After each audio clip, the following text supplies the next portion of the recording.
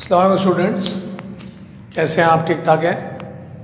अच्छा, जैसे कि आपको अच्छे से पता है कि कोई एक महीने के लिए चीज़ों को हमने ऑनलाइन पे मूव करना है गवर्नमेंट की पॉलिसी के हिसाब से, और साथ साथ अल्लाह ताला से दुआ भी करनी है कि चीज़ें और मामलात जो हैं वो जल्द से जल्द जो है वो कंट्रोल में आ जाए और तमाम पाकिस्तानियों के लिए, कराची वालों के लिए और मुसलमानों के लिए आफियत की दुआ भी करनी है कि मामलात जल्द से जल्द बेहतर हो और अल्लाह ताला अपना करम वैसे करे जैसे पहले उसने किया और मामलात को जल्द से जल्द कंट्रोल में लें और फ्यूचर में इसको बिल्कुल नापैद कर दे। अल्लाह ताला के कंट्रोल में सब चीज़ें, एक बस दुआ की ताकत है हम लोगों के पास एज आ मुस्लिम, और उसकी ताकत को इस्तेमाल हम कर सकते हैं, कोई रुकावट नहीं है इसमें। तो दुआ करें सब मिल कर के चीज़ें, अल्लाह ताला आपके लिए अच्छे से अच्छा कर। अच्छा जी, अब पढ़ाई पे आते हैं। जैसा कि आखिरी लेक्चर जब चल रहे थे हमारे, तो मैंने आपको उस वक्त भी ये कहा था कि आप जो कि स्पेशल ग्रुप के स्टूडेंट्स हैं, एक ख़ास टारगेट लेकर आएँ, और वो टारगेट ये है कि आप मैक्सिमम नंबर गेन करें 90 से ऊपर। और ऐसा करने के लिए हमारे एंड पर, इदारे के तौर पे, टीचर के तौर पे और आपके एंड पे जाहिर सी बात है जिम्मेदारी आती है। और ऐसा तो नहीं होता कि बोलने से नंबर आ जाए, ख्वाहिशों पे तो नंबर आते नहीं है। किसी को बुरा लगता है, अच्छा लगता है, बात तो नहीं है। जान मारनी पड़ेगी, मेहनत करनी पड़ेगी, प्रूफ करना पड़ेगा कि आप डिज़र्व करते हैं। पढ़ाई को बोझ नहीं समझना पड़ेगा, इरिटेट नहीं होना पड़ेगा, इंटरेस्ट दिखाना पड़ेगा। पढ़ाई को बोझ भी पढ़ो, बोझ भी लो, एंजॉय भी नहीं करो, बस पढ़ लो और नंबर भी आ जाए, तो ये तो गलत बात है ना। जादू अल्लाह ताला का निज़ाम है कि वो बैलेंस रखता है ना। एक बंदा दिल लगा रहा है, मेहनत कर रहा है, इंटरेस्ट ले रहा है, एंजॉय कर रहा है, पढ़ रहा है, पेपर डिलीवर कर रहा है, उसके नंबर भी आ जाए। और एक बंदा बस पढ़ रहा है, अल्लाह ताला ने उसको अच्छा जहन दिया है, लेकिन बस वो पढ़ रहा है, बोझ भी रखा हुआ उसको उसने, तो उसके भी नंबर उतने आ जाए, नहीं होता है। एक आध सब्जेक्ट में हो जाए पर ओवरऑल नहीं होता, और फिर परसेंटेज उसकी डैमेज होती है। तो अगर आप चाहते हैं कि आप स्पेशल ग्रुप के स्टूडेंट हैं और आप डिलीवर करें, जिसकी वजह से आपके पेरेंट्स फीस भी ज़्यादा दे रहे हैं, आप मेहनत भी ज़्यादा कर रहे हैं, तो फिर आप एफर्ट करें। और एफर्ट का भी तकाजा ये है कि आप ऑनलाइन को रीज़न ना बनाएं कि यार एक महीने तक आप ढीले हो जाएं। मैं अपने एंड पे पूरी कोशिश करूंगा, सारे टीचर अपने एंड पे पूरी कोशिश करेंगे। व्हाट्सएप ग्रुप पे आप क्यूरीज कर सकते हैं, पर्सनल नंबर भी आपके पास वहाँ से मिल जाएंगे, उससे भी आप क्यूरीज कर सकते हैं। पर यह बहाना नहीं कि आप पढ़े नहीं। एक महीना आपने बिल्कुल तगड़ा ही रखना है, इसको हल्का नहीं होने देना, ये ज़हन में रहे, क्योंकि आपने बिल्कुल अपने आप को स्ट्रॉन्ग करके बोर्ड के पेपर में जाना है। और बोर्ड ने डिसाइड कर लिया, आपको पता चल गया होगा कि फर्दर कोई रिडक्शन सिलेबस में नहीं आएगा। पेपर 15 दिन 10 दिन ऊपर जा सकता है, पर सिलेबस में अब कोई रिडक्शन नहीं आएगा। और सो कॉल्ड ऑनलाइन लेक्चर भी कॉलेजेस में बातें हो रही है, वो हो या ना हो, पर बोर्ड की कॉपी किताबों में तो आ जाएंगे कि ऑनलाइन लेक्चर ले लिए भाई हमने, जिसको पढ़ना है पढ़े, जिसको नहीं पढ़ना नहीं पढ़े। पेपर में फर्दर रिडक्शन नहीं होगा, सिलेबस में वही पढ़ना है आपको जो हो चुका। और पेपर बहुत से बहुत 10-15 दिन ऊपर हो सकता है, जुलाई के बजाय अगस्त के शुरू में हो जाए, या जुलाई के एंड में हो जाए, या जुलाई के मिड में हो जाए, उसका भी कोई फाइनल फैसला नहीं है। उसमें भी हो सकता है वो सरप्राइज़ दे दें आपको, जून के आखिर में ले लें, क्या कर लेंगे आप। अगर आप पास होने वाले स्टूडेंट होते तो आप चला लेंगे काम, चलो यार पास ही तो होना है। लेकिन अगर आप नंबर लेने वाले स्टूडेंट हैं तो आपको जानना। अब क्योंकि ऑनलाइन का पहला लेक्चर है, तो मैंने आपके 4-5 मिनट ज़ाया किए मजबूरन, मुझे लगता था कि ये बातें ज़रूरी है। लेकिन अब जाहिर सी बात है, हम पढ़ना शुरू कर देंगे तो फिर तो पढ़ाई होती रहेगी। तो जो चैप्टर हम शुरू कर रहे हैं, बिल्कुल नया चैप्टर मैं स्टार्ट कर रहा हूँ, इंटायरली न्यू चैप्टर। जो स्पेशल ग्रुप 1 है उनका तो वही चैप्टर शुरू हो रहा था, जो SP2 है उनका न्यूमेरिकल का चैप्टर मुझे शुरू करना था। और उनके हैसेस लॉ के कुछ न्यूमेरिकल रुके हुए हैं, पर वो इतने अच्छे न्यूमेरिकल हैं ज़बरदस्त कि मेरा दिल चाह रहा है कि मैं वो फिजिकल में ही कराऊँ इंशाल्लाह 1 महीने के बाद। तो मैं उनको भी होल्ड कर लिया। और कार्बन हाइड्रोजन वाले न्यूमेरिकल मैंने आपको करा दिए थे, वो पास पेपर में आप कर सकते हैं, कोई परेशानी आपको नहीं। तो अब मैं एक ऐसा चैप्टर शुरू कर रहा हूँ दोनों ग्रुप के लिए, स्पेशल 1 और 2 के लिए, जो बिल्कुल अलग थलग सा है और इतना आइडियल चैप्टर है, पूरे 1 महीने का तकरीबन वो चैप्टर है। और थ्योरी का चैप्टर है, उसमें नुमेरिकल्स बहुत कम है, थ्योरी ज़्यादा है। ऑनलाइन में थोड़ा नुमेरिकल कराने में परेशानी होती है क्योंकि सामने नहीं होते आप, मज़ा नहीं आता, चेक नहीं कर पा रहा होता कौन। आपने मेरा पढ़ाने का स्टाइल देखा ही है कि मैं चेक कर रहा होता हूँ किसका आंसर आ रहा है किसका नहीं आ रहा, कौन क्या दिखा रहा है। तो लिहाजा उसमें नुमेरिकल में थोड़ी सी जो है मुझे हेजिटेशन थी कि मैं नुमेरिकल कराऊँ आपको, घर पे आप कैसे कर रहे हैं कैसे नहीं। तो लिहाजा ये जो चैप्टर है इसकी अच्छाई क्या है कि पेपर में ज़बरदस्त चैप्टर है, बहुत आता है, 5 पेपर आप देख सकते हैं। थ्योरी का चैप्टर है, नुमेरिकल कम है, ये नहीं बोलूँगा नहीं है, पर बहुत कम है। और है लॉजिकल चैप्टर, पढ़ने वाला स्ट्रॉन्ग चैप्टर है, पेपर में आता है। तो ये आइडियल चैप्टर है मेरे हिसाब से इस 1 महीने के लिए कि तकरीबन 1 महीने में ख़त्म भी हो जाएगा।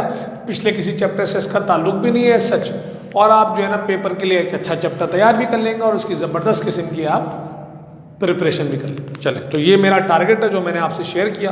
तो हम शुरू कर रहे हैं चैप्टर नंबर 7।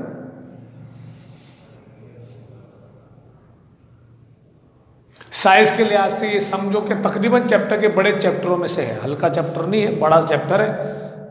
टक्कर का है चैप्टर नंबर 3, 4, लॉन्ग में ज़्यादा मिलेगा आपको, शॉर्ट में भी मिलेगा, दोनों जगह मिलता है। ये अच्छा चैप्टर है। चैप्टर का नाम है सॉल्यूशन एंड इलेक्ट्रोलाइट्स। चैप्टर का नाम है सॉल्यूशन एंड इलेक्ट्रोलाइट्स। किसी को चैप्टर का नाम लिखना है लिख ले, वरना चैप्टर 7 काफ़ी है। पहली जो हेडिंग डालनी है आपने first year, that is solution. पहली हेडिंग है सॉल्यूशन। और सॉल्यूशन पढ़ने से पहले आपको पता होना चाहिए कि व्हाट इज अ मिक्सचर।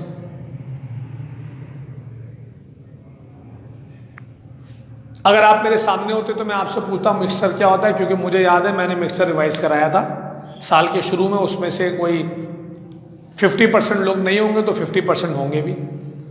और ये बोल के पढ़ाया था कि पेपर में नहीं आता मिक्सचर, क्योंकि मिक्सचर जो है वो फर्स्ट ईयर के डायरेक्ट सिलेबस में नहीं है। पर बहरहाल जो बेस होता है वो तो बेस होता है ना, वो तो कभी भी काम आता है।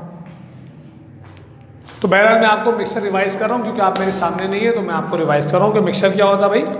कि अगर आप 2 या 2 चीज़ों को, 2 और मोर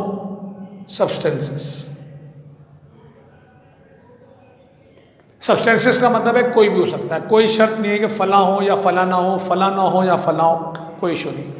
2 और मोर सब्सटेंसेस, कोई भी 2 या 2 से ज़्यादा चीज़ें आप कंबाइन करें फिजिकली। ठीक है, आप कंबाइन करें फिजिकली का मतलब कि उनके मिलाने से उनकी प्रॉपर्टीज पे फर्क ना पड़े।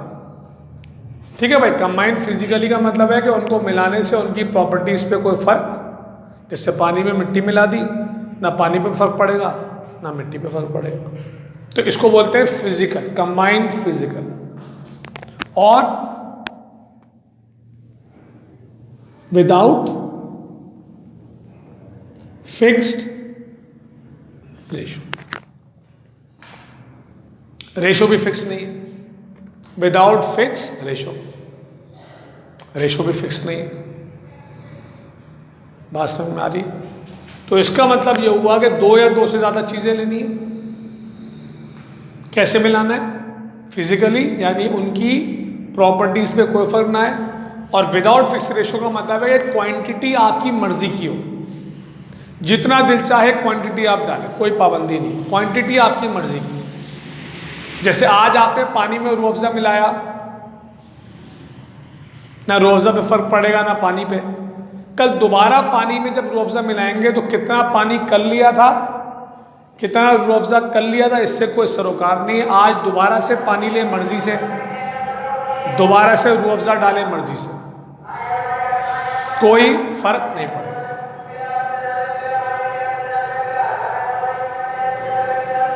बात समझ में आ गई? तो डेफिनेशन क्या बनने जा रही है मिक्सचर की कि 2 या 2 से ज़्यादा चीज़ें लेनी, फिजिकली मिलानी है, यानी उनके मिलने से उनकी प्रॉपर्टीज पे कोई फर्क ना पड़े। और विदाउट फिक्स रेशो का मतलब है कि उनको मिलाते हुए क्वांटिटी का भी ख्याल ना हो, इसको बोलते हैं मिक्सचर। जो कॉपी के टॉप पे लिखना चाहे डेफिनेशन वो लिख भी ले, मैं रोक भी नहीं रहा आपको। यही 3 बातें आप इंग्लिश में लिखेंगे कि व्हेन 2 और more substances combined physically without fix ratio then mixture. मैंने सब बातें डेफिनेशन स्टाइल में लिख दी। आप में से कोई डेफिनेशन लिखना चाहे तो वीडियो को पॉज करे और पॉज करके कॉपी के टॉप पे डेफिनेशन लिख ले, कोई इशू नहीं है। यही डेफिनेशन है, व्हेन 2 और more substances combined physically without fix ratio then mixture is form. अब ये मैंने मिक्सचर आपको रिवाइज करके दिया ताकि आप ये बहाना ना करें कि मिक्सचर नहीं आता, क्योंकि सॉल्यूशन की डेफिनेशन में मिक्सचर का जिक्र। अब सुनने की बात है, मिक्सचर मैंने आपको रिवाइज कर दिया, आप 1 से 2 दफ़ा इसको रिवाइंड करके सुन लें तो बहुत क्लियर हो जाएगा कि 2 या 2 से ज़्यादा चीज़ें मिलानी है, इस तरह से मिलानी है कि प्रॉपर्टीज़ पे कोई फर्क ना आए और क्वांटिटी अपनी मर्जी की रखनी। तय बात हो, मिक्सचर बन गया। अब मिक्सचर की डेफिनेशन में अगर आप 2 शर्तें डाल लें, यस फर्स्ट है स्पेशल, बार बार याद दिलाते रहो तो मैं आप स्पेशल बोलूँगा, समझ रहे हैं।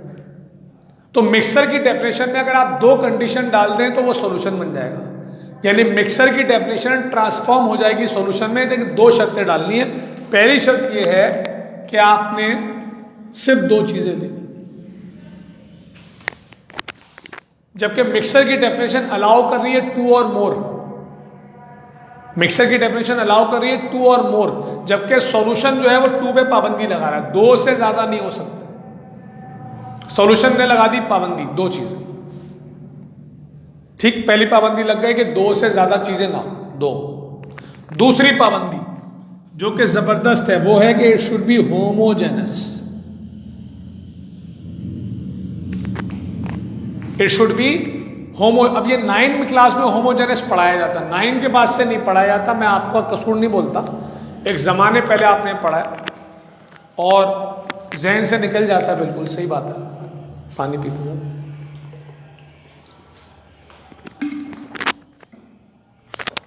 अच्छा जी, तो होमोजेनस भूल जाता बंदा, 9 में पढ़ा होता है। तो मैं आपको याद दिला रहा हूँ, फर्स्ट ईयर की किताब आपको याद नहीं दिलाएगी, उसको वो उसका मानना यह है कि भाई 9 में पढ़ लिया, बच्चे को आना चाहिए, लिहाजा वो डिफाइन नहीं करेगी, समझाएंगी नहीं, हमारा काम है कि हम समझें। तो होमोजेनस मिक्सचर का मतलब ये है कि चीज़ें इस तरह से आपस में मिले कि वो जो उसके कंपोनेंट हैं वो इक्वली डिस्ट्रीब्यूटेड हो, इक्वली फैले में हो, कहीं पे कम कहीं पे ज़्यादा ना हो। अच्छा, इक्वल फैलने होने का मतलब ये नहीं है कि दोनों चीज़ों को बराबर बराबर लेना है, ये नहीं पढ़ा रहा मैं। इक्वल हो नहीं बोल रहा मैं, इक्वली डिस्ट्रीब्यूटेड हो बोल रहा हूँ मैं, ये नहीं बोल रहा इक्वल हो। ये तो बड़ी आसान बात है, ये तो बिल्कुल हलवा हो जाता कॉन्सेप्ट का, आधा आधा लेना है, ये नहीं बोल रहा मैं। बोल रहा हूँ इक्वली डिस्ट्रीब्यूटेड हो, यानी इक्वली फैले हुए हो, कहीं पे कम कहीं पे ज़्यादा ना हो। जैसे मिसाल देता हूँ मैं, सबसे कॉमन एग्जाम्पल है बेशुमार एग्जाम्पल, वैसे तो रूटीन लाइफ की है इसकी। स्टार्ट करते हैं चाय से। चाय में पहली शर्त पूरी नहीं हो रही, 2 वाली, लिहाजा आप पहली वाली शर्त अप्लाई मत कीजिएगा, दूसरी पे बात हो रही है, ठीक है, पहली को छोड़ दीजिए। चाय की एग्जाम्पल ले रहा हूँ दूसरी वाली शर्त के लिए। अब चाय में आपको पता है दूध होता है, नहीं, पत्ती से शुरू करते हैं, पानी से शुरू करते हैं। सबसे ज़्यादा पानी होता है, थोड़ी सी पत्ती होती है, मिजाज के हिसाब से कोई तेज़ पीता है, कोई कम। शुगर होती है, मिजाज के हिसाब से कोई तेज़ पीता है, कोई कम। दूध होता है कंजूसी के हिसाब से, इसमें मिजाज नहीं आता, दूध आपको पता है महंगी चीज़ है, कभी कोई ज़्यादा डालता है, वो कम डालता है। समझ रहे बात?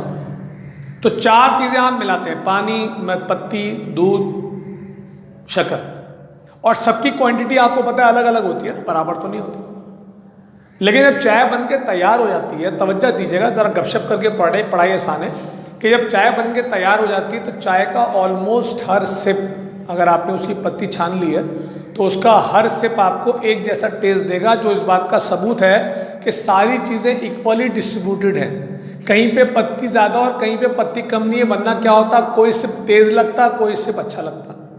कहीं पे शुगर ज़्यादा कहीं पे कम नहीं है, वरना कोई सिप मीठा लगता, कोई फीका लगता। कहीं पे दूध ज़्यादा या कम नहीं है, कोई किसी सिप में दूध का टेस्ट ज़्यादा आता और किसी में कम नहीं, इक्वल टेस्ट आएगा चाय। ये इस बात का सबूत है कि तमाम चीज़ें चारों की चारों इक्वली फैली हुई हैं, कहीं पे कम कहीं पे ज़्यादा नहीं है।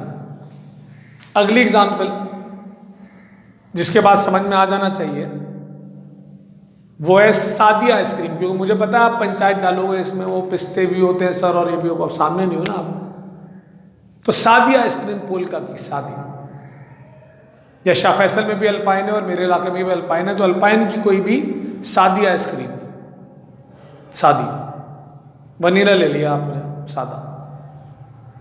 अब वो जो वनीला होगा उसका हर जो बाइट आप लेंगे स्पून से वो एक जैसा टेस्ट देगा, जो इस बात का सबूत है कि उसमें फ्लेवर, उसमें मिल्क, उसमें शुगर, तमाम चीज़ें इक्वली फैली हुई हैं। ऐसा नहीं है कि कोई बाइट मज़ेदार हो कोई बाइट ख़राब हो, एक जैसा हो।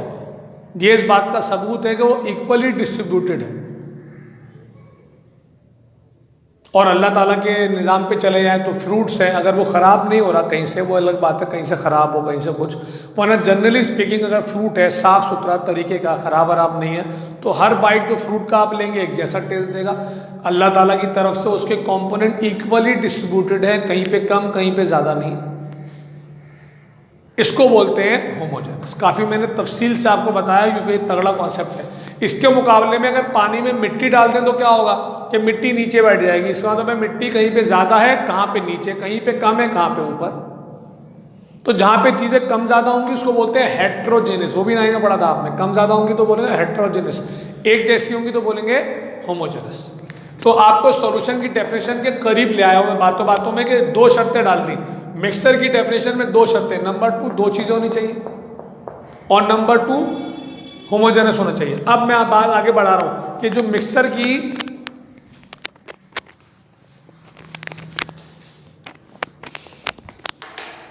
की डेफिनेशन में जो दो शर्तें आपने डाल दी, इसमें जो दो चीजें आप लेते हैं इसको में से एक को बोलते हैं सॉल्यूट, एक को बोलते हैं सॉल्वेंट। बड़ा मशहूर वर्ड है,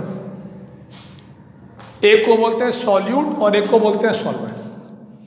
जो क्वांटिटी में कम होगा वो सॉल्यूट, जो क्वांटिटी में ज़्यादा होगा वो सॉल्वेंट। जैसे पानी में नमक डाला तो पानी ज़्यादा होता है वो सॉल्वेंट है, नमक कम डालते हैं वो सॉल्यूट। पानी में शुगर डाला, पानी सॉल्वेंट, शुगर सॉल्यूट। पानी की एग्जाम्पल मैं ज़्यादा इसलिए दे रहा हूँ कि हमारे सिलेबस में पानी है, तो अपने आप को टॉर्चर क्यों करें। हमारा जो सिलेबस है उसमें पानी ही की बात हो रही है एज अ सॉल्वेंट। तो पानी ज़्यादा होगा लिहाजा वो सॉल्वेंट है, और जो भी दूसरी चीज़ डलेगी वो कम डलेगी तो वो सॉल्यूट होगी। समझ रहे हैं मेरी बात? तो डेफिनेशन बनने जा रही है। सॉल्यूशन क्या होता है? मिक्सचर होता है। जिसको मिक्सचर नहीं आता मैंने डिफाइन कर दिया पहले। सॉल्यूशन क्या होता है? मिक्सचर होता है। कैसा मिक्सचर होता है? होमोजेनस। कितनी चीज़ों का? दो चीज़ों का। एक को क्या बोलते हैं? सॉल्यूट। एक को क्या बोलते हैं? जो क्वांटिटी में कम होगा सॉल्यूट, जो क्वांटिटी में ज़्यादा होगा सॉल्वेंट। चलें डेफिनेशन लिखें, काफ़ी लंबी बात कर ली मैंने। डेफिनेशन बहुत छोटी सी है। A homogeneous mixture of, हाँ भाई फर्स्ट है special, a homogeneous mixture of, a homogeneous mixture of solute and solvent, a homogeneous mixture of solute and solvent is called solution। कितनी छोटी डेफिनेशन एक लाइन में। A homogeneous mixture of solute and solvent is called solution। homogeneous mixture of solute and solvent is called solution। अब para 2 में जरा बता देते हैं कि सॉल्यूट और सॉल्वेंट कौन है। पैरा नंबर 2 लिखें। The substance present in solution, the substance present in solution in lesser quantity is solute. हाँ भाई, the substance present in solution in lesser quantity is solute. हाँ भाई, lesser quantity is solute while other one is solvent,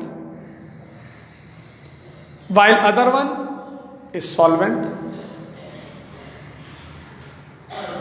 full stop.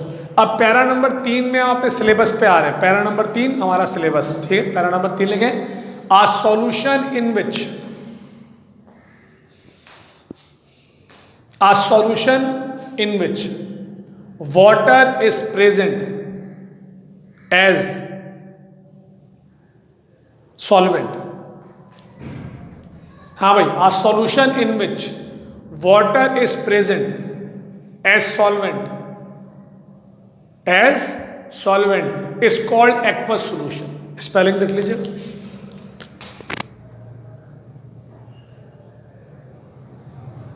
A solution in which water is present as solvent is called aqueous solution। तो हमारा जो syllabus है उसमें aqueous solution है। हमने सिर्फ वो सोल्यूशन पढ़ना है जिसमें वाटर सॉल्वेंट है और सॉल्ट जो है वो सॉल्यूट है। ये हमारे लिए आसानी हो गई है। चले यहाँ तक अगर कोई मसला है तो अपने पास नोट कर लें, ताकि आप मुझसे व्हाट्सएप ग्रुप पे पूछ सकें, या आप पर्सनल में भी पूछ सकते हैं आप, अगर हेजिटेट करते हैं आप ग्रुप पे।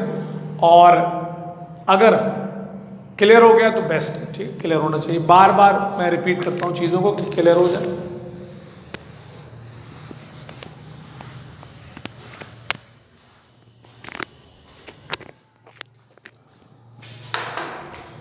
अच्छा जी, अब आप हेडिंग डालेंगे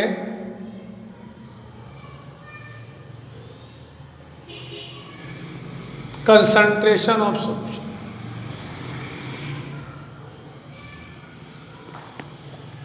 कंसंट्रेशन ऑफ सॉल्यूशन, ये हेडिंग डालेंगे।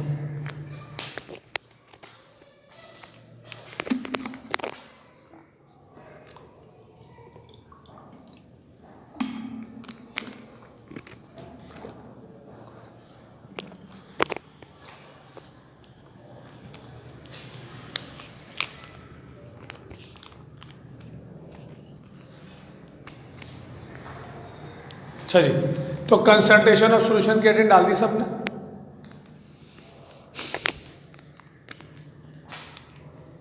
चलेंगे सुने। अब हम चाह रहे हैं कि जो हमने क्या बनाया है उसको हम डिफाइन करें। सॉल्यूशन को हम डिफाइन करें। जाहिर सी बात है, सॉल्यूशन में कौन कौन है? सॉल्यूट और कौन है? तो सॉल्यूशन को हम डिफाइन करेंगे सॉल्यूट और सॉल्वेंट के जरिए, और साथ में इन दोनों की हम बताएंगे क्वांटिटी, ताकि कोई बंदा सॉल्यूशन को दोबारा बनाना चाहे तो बना सके। इस पढ़ाई को आप रिजेंबल करें खाना पकाने की किसी प्रोग्राम से, रिजेंबल करें, अच्छा समझ में आए। खाना पकाने के प्रोग्राम में भी जो खाना पकाने वाला है वो इस तरह से चीज़ें बताता है कि घर पे लोग उसको दोबारा बना सकें। हमने भी यही करना है पढ़ाई में, कि सॉल्यूशन को इस तरह से डिफाइन करना है कि सॉल्यूशन बनाने वाला 4 दिन बाद, 6 दिन बाद, 10 दिन बाद उसको दोबारा बना सके। मिसाल के तौर पे मैं आपसे बोलता हूं कि मैंने पानी लेना है 5 लीटर, नमक डालना है 100 ग्राम। गौर से मेरी बातें सुननी है आप। पानी लेना है 5 लीटर और नमक डालना है 100 ग्राम। ये मैंने आपको याद करा दिया। अब 1 हफ्ते बाद मैंने आपसे कहा भाई वो जो सॉल्यूशन मैंने बनाया था चलो दोबारा बनाओ, तो आपको टेंशन नहीं होगी। आपको याद होगा, आप 5 लीटर पानी लेंगे, 100 ग्राम नमक की डालेंगे और बोलेंगे बना दिया वो सॉल्यूशन। ये टारगेट है। बस फर्क यह है कि केमिस्ट्री बीच में इंटरफेयर करती है, वरना बात यही है कि आपने सॉल्यूशन बनाने के लिए सॉल्यूट और सॉल्वेंट की क्वांटिटी लोगों को फैला दी, बता दी, ताकि जिसका दिल चाहे जब दिल चाहे उस सॉल्यूशन को दोबारा एज इट इज बना ले। अब इस कहानी में आपको केमिस्ट्री की इंटरफेरेंस समझनी है, और फिर वो खाना पकाने से रिजेंबल करवाऊंगा मैं। अब केमिस्ट्री इंटरफेयर ऐसे करती है कि भाई केमिस्ट्री ये कहती है कि आप अपना ऐसा तरीकेकार बनाओ कि सॉल्यूशन को डिफाइन करते हुए सॉल्वेंट को फिक्स कर दो। सॉल्यूट आगे पीछे कर लो, मना नहीं है, सॉल्वेंट को फिक्स कर दो।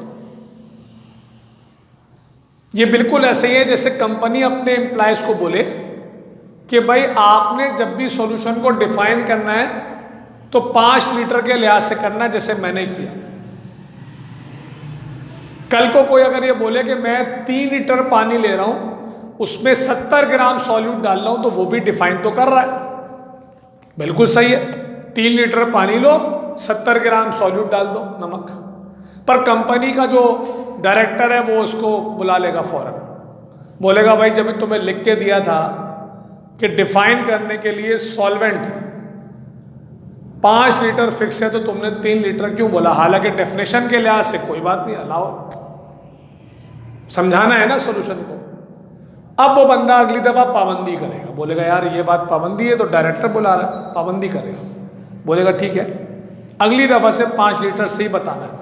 केमिस्ट्री यही बोलती है, केमिस्ट्री बोलती है कि आप डिफाइन करें सॉल्यूशन को, सॉल्यूट की क्वांटिटी बताएं, सॉल्वेंट की क्वांटिटी बताएं, और सॉल्वेंट को फिक्स कर दें कि बार बार उसमें चेंजिंग ना आए। जब भी बताएं तो सॉल्वेंट का जो अमाउंट हो वो सेम हो।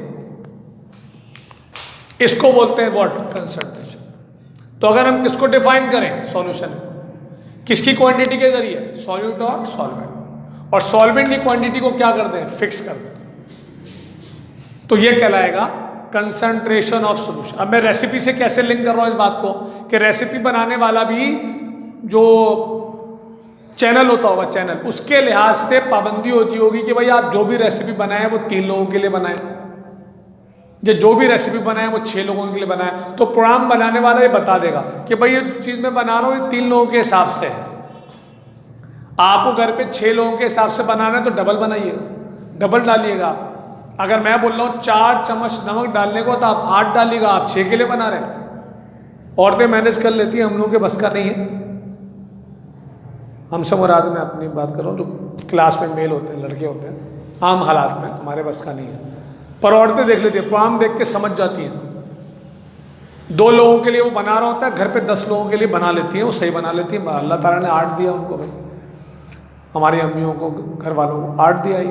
लेकिन ये तय बात है कि प्रोग्राम वाला है वो बताएगा कि भाई ये जो मैं चीज़ें डाल रहा हूँ ये 2 लोगों के हिसाब से है, ये या मैं 5 लोगों के हिसाब से बना रहा हूँ, एंड सो ऑन। बात समझ में आ गई? सबको बात समझ में आ गई? तो इसका मतलब ये हुआ कि केमिस्ट्री इंटरफेयर कर रही है और वो बोल रही है कि कंसंट्रेशन निकालते हुए सॉल्वेंट को कर दो फिक्स, और हमेशा उसी लिहाज से एक्सप्लेन करो। चलो डेफिनेशन लिखें, कंसंट्रेशन ऑफ सॉल्यूशन की डेफिनेशन लिखें। The quantity of solute, the quantity of solute dissolve in, the quantity of solute dissolve in fixed amount of solvent. The quantity of solute dissolve in fixed quantity या fixed amount, एक ही बात है, fixed quantity या fixed amount of solvent is called concentration of solution. Fixed amount of solvent is called concentration of solution. Para number 2 में लिखिए, following are the types of concentration. Following are the types of concentration. चलो यहां तक अगर आपको कोई मसला है तो वीडियो को बैक करके एक दफा और देख सकते हैं आप। ये वीडियो लेक्चर में एडवांटेज है।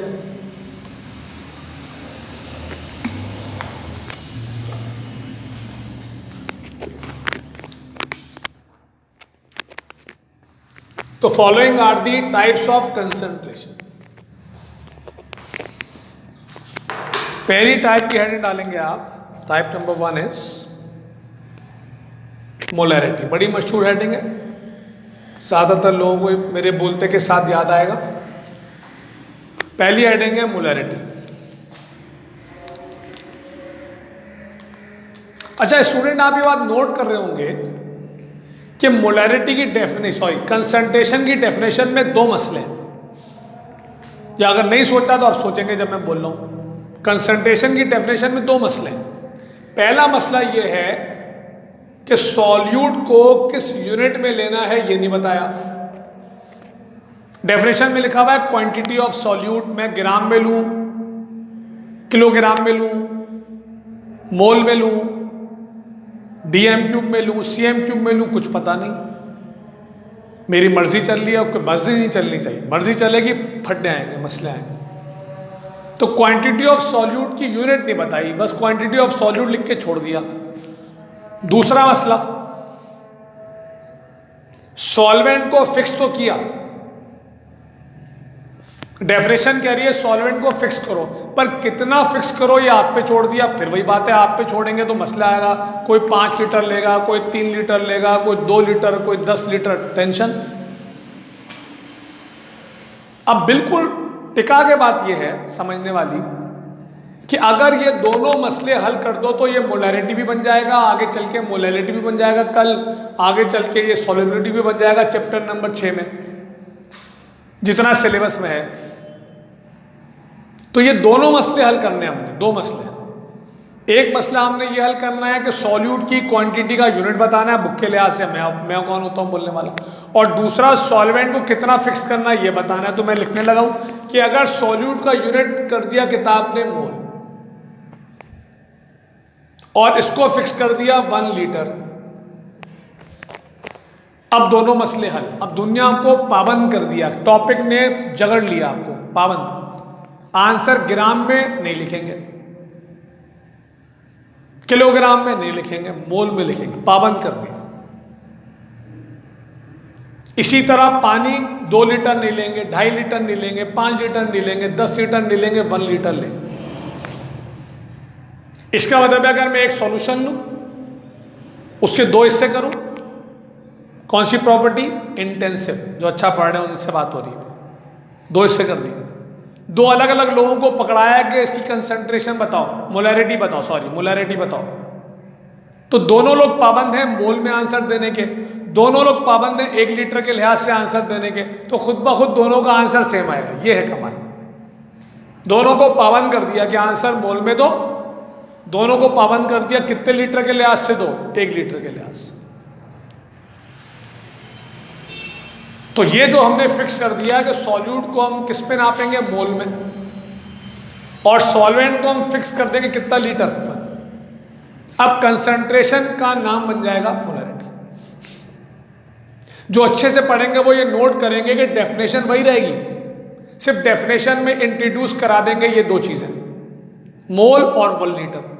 तो डेफिनेशन लिखें, फॉर्मूला वगैरह हमने कल के लेक्चर में पढ़ना है, आखिरी बातें चल रही है लेक्चर की। डेफिनेशन लिखें, the quantity of solute in moles, देखो हमने मोल को डाल दिया बीच में, कंसंट्रेशन की डेफिनेशन में चीजें डाल लें। The quantity of solute in moles, the quantity of solute in moles dissolve in, the quantity of solute in moles dissolve in 1 litre solution, dissolve in 1 liter solution slash solvent, dissolve in 1 liter solution slash solvent, 1 liter solution slash solvent, called molarity of solution, called molarity of solution. The quantity of solute in moles dissolve in 1 liter solution slash solvent called molarity of solution, denoted by capital M, capital M से denote करते हैं, वो आपको chapter 8 में ही बताया था मैंने, special जो पहला ग्रुप है उसको, डिनोटेड बाय कैपिटल M। अब आपका ये टास्क है कि आप ये सोच के रखें कि मैंने स्लैश करके दोनों क्यों लिखवाए, सॉल्यूशन स्लैश सॉल्वेंट, दोनों क्यों, सिर्फ सॉल्वेंट क्यों नहीं, सिर्फ सॉल्यूशन क्यों नहीं, दोनों क्यों। इसका आपने सवाल सोच के रखना है, और अगर कोई मुझसे ग्रुप पे तो इस तरह अलाउ करेंगे नहीं, अगर आप पर्सनल पे मुझसे शेयर करना चाहें जवाब, तो मुझे खुशी होगी कि आपने शेयर किया कि ये रीज़न है, अलाउ है बिल्कुल कि आप शेयर करें मुझसे कि भाई ये रीज़न है। मैं एक क्वेश्चन फेंक के जा रहा हूँ आपके पास कल के लेक्चर के लिए कि यहाँ पे सॉल्यूशन और स्लैश करके सॉल्वेंट दोनों वर्ड क्यों आ रहे हैं, कोई एक क्यों नहीं आ रहा। कल तो मैं जवाब दे दूंगा, और इंशाल्लाह कल हम इसका फॉर्मूला, यूनिट, न्यूमेरिकल वगैरह कल करेंगे। तो कल तक के लिए अब हम लेक्चर एंड कर रहे हैं, कल इंशाल्लाह आपसे फिर मुलाकात होगी अगले लेक्चर में। तो कल तक के लिए अल्लाह हाफ़िज़, थैंक यू वेरी मच।